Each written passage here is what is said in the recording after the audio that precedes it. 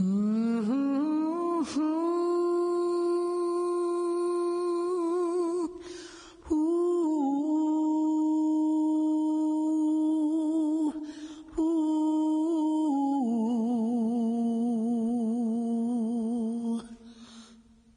Random House Audio presents The Wind in the Reeds, a storm, a play, and the city that would not be broken. By Wendell Pierce, with Rod Dreher. This is Wendell Pierce.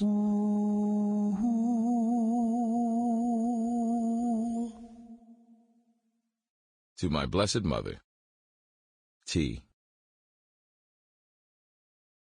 Chapter 1. A Song of Resurrection. I drove east across the Claiborne Avenue Bridge on the first Friday night in November 2007, 2 years after the storm that devastated this city. My hometown, my New Orleans. As I came upon the lower Ninth Ward, there was an extraordinary amount of traffic headed in the same direction as me.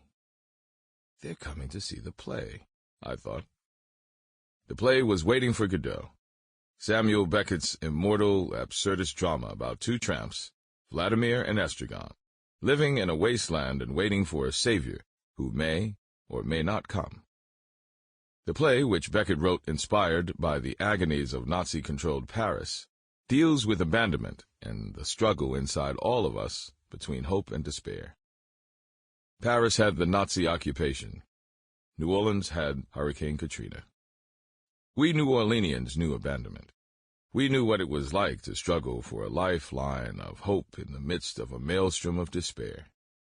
God knows that we who had to deal with FEMA, the Federal Emergency Management Agency, knew absurdity.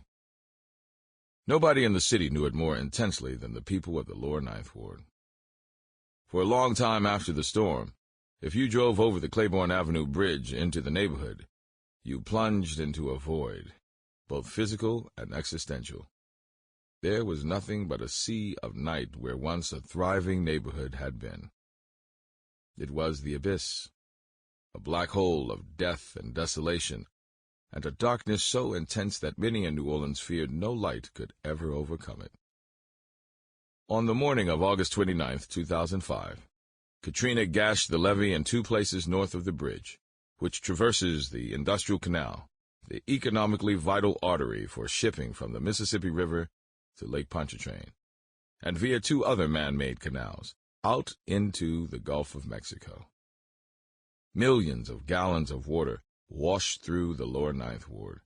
Scores of houses were toppled from their concrete pillars. A barge barreled over or through the levee. Nobody can say for sure, crushing houses and cars. Hundreds of people drowned as the 20-foot wall of water flattened everything in its path. It was biblical. In a single morning, a historic African-American neighborhood of 14,000 souls, among them the city's poorest, ceased to exist. Gone were the places that people lived, worked, shopped, prayed, visited, loved. Days later, after the water receded, there was nothing left but ruins and corpses. In the heat and moisture of South Louisiana, weeds, vines, and trees rapidly consumed the desolate lots and sidewalks. Rattlesnakes and cottonmouths moved in, chasing the rats that overran backyards where children once played and stoops where families used to barbecue. Sometimes packs of wild dogs owned the streets. The few residents able to return not only had to fight nature just to hold their ground, but also lived in fear of predatory rapists and other savages lurking in the rotten ruins and dark thickets that used to be a neighborhood. This happened in one of the great American cities, or what was left of it. I knew intimately the agony of the people of the lower Ninth Ward.